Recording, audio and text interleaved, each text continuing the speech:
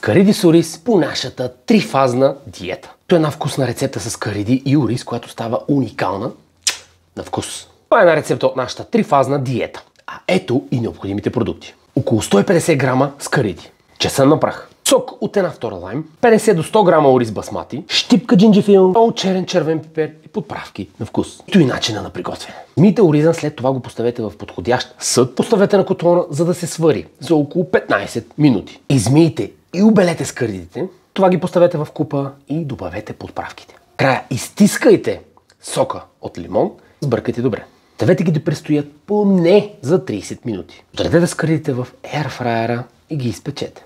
Сервирайте, като добавите зеленчуци по ваш избор. Това е една от нашите рецепти по трифазната диета, която е вкусна, уникална и една от любимите ми. Ако искате да разберете повече за нашата трифазна програма, напишете в коментари "Искам" и ние ще ви изпратим линк към безплатният уебинар, който ще се проведе в четвъртък от 19:30 часа.